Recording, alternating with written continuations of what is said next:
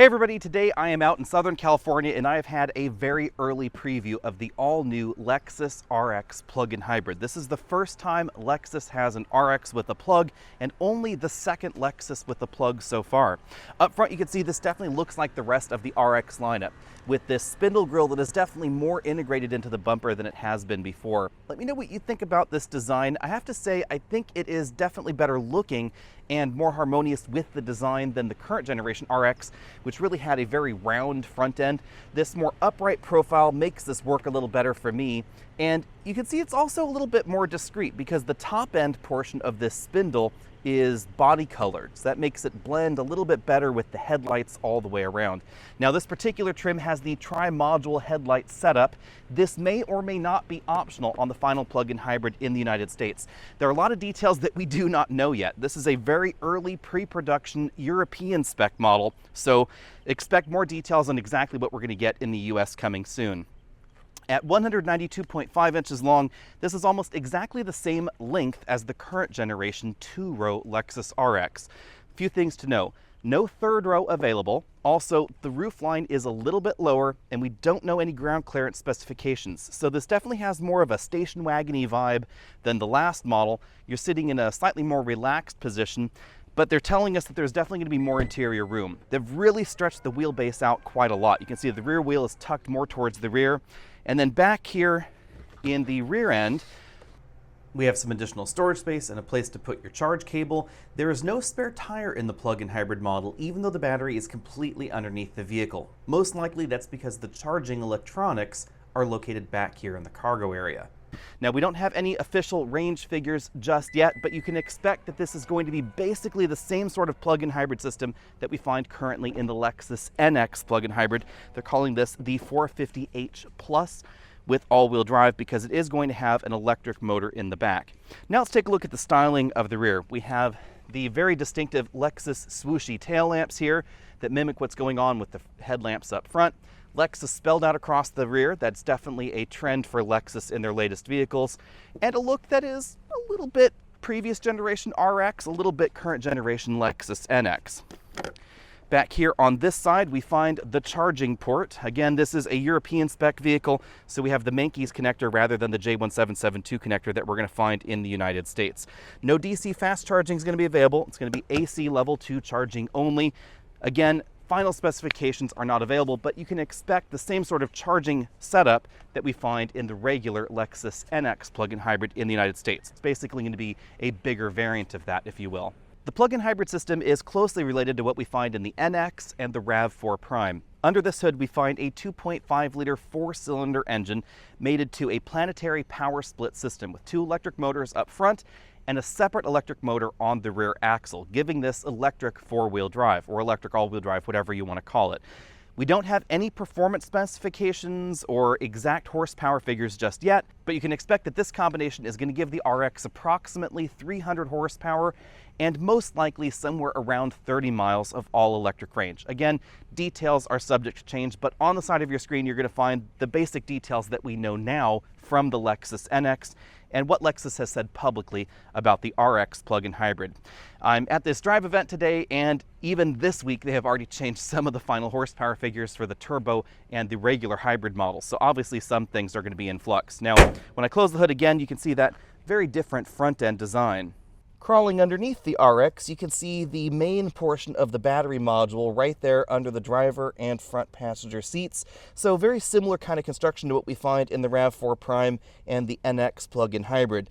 In the back, we have the electric motor for the rear axle. There's also a gas tank underneath the rear passenger seats, but there's likely some additional hardware going on back there in the rear in that spare tire well, possibly the AC charger. Some of the details around which trims are going to be able to get the plug and which aren't are still a little bit unsure, but this European spec model has four-way adjustable lumbar support and a power extending thigh cushion, things that we didn't notice on the North American vehicles that we were able to drive so far today. We have an electric powered tilt telescopic steering column and a pretty comfortable driver's seat. You'll see those extra seat controls down here on the seat itself. The seating position is generally speaking a little bit more sedan-like, perhaps a little bit more reclined than the previous generation RX. Let's see how that affects the rear seats. The big thing here is the wheelbase has grown pretty by quite a lot actually, versus the last generation model. Back here in the rear, I have maybe about 3-4 inches of legroom, but the front seat was a little bit more reclined than I would normally sit in. This model has heated and ventilated rear seats, which is a nice touch, and a big panoramic moonroof, which is going to affect the headroom. At the time that we're recording this, no cargo room figures are available for any RX model other than with the rear seats folded, where we have about 38 cubic feet of storage space. This is a full size category up from the Lexus NX, which is a bit unusual as far as luxury crossovers go, because this is not a 3-row vehicle like we find optionally on the X5, the GLE, the GV80, or standard on the MDX or XC90.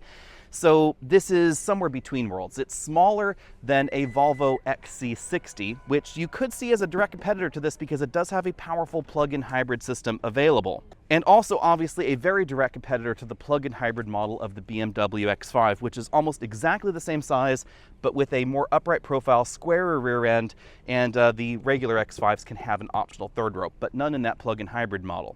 Obviously, at this point in time, I don't have any pricing, even pricing guidance for the RX plug-in hybrid, but you can logically expect this to be closer to the XC90 plug-in hybrids pricing or the X5 plug-in hybrids pricing than the next category down. So this should be a premium over the NX plug-in hybrid. That premium is going to give you more cargo space than we find in the NX, a more comfortable and more spacious interior. You'll really notice the difference between the RX and the NX back here in the rear seat area. The NX is pretty tight in the rear. It also is a little bit narrower. So if you're looking for a more premium experience and a roomier experience, you're going to want to step up into the RX. You're also going to want to take a look at this if you don't need the third row. So if you're considering something like an XC90 or an MDX or some of the other options in the mid-size luxury segment, and you don't ever use that third row, you're going to want to take a look at the RX. The RXL is completely discontinued now because Lexus is theoretically going to be introducing a new 3-row vehicle at some point soon. Rumor mill says it's probably going to be something along the lines of the TX. We don't have any details on that just yet, but I wouldn't be surprised if there was also a plug-in hybrid model available with that one. Now, this plug-in hybrid system is definitely very different than the plug-in hybrid system we find in the X5 or the XC90 because this does not use a stepped automatic transmission. So if you're looking for the ultimate in efficiency and you don't need quite the sporty driving nature that we find in some of those other vehicles, this is going to be an excellent option.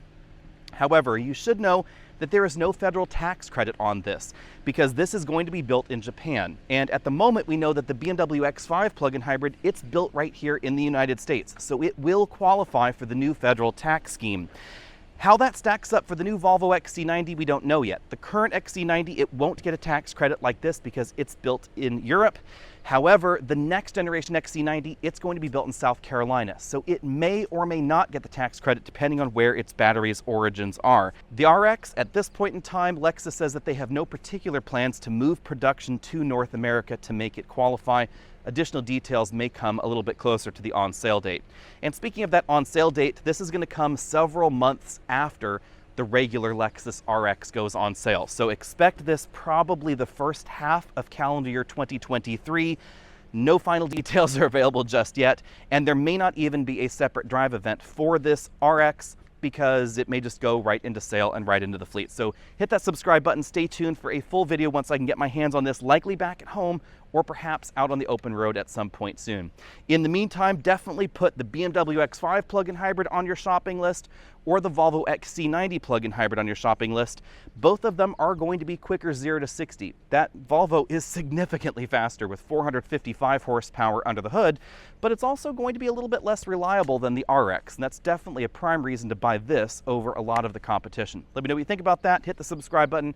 Find us over at Facebook, Twitter, Instagram, all of those social places, and of course, check out the Alex and Autos channel and the website as well. See all of you later.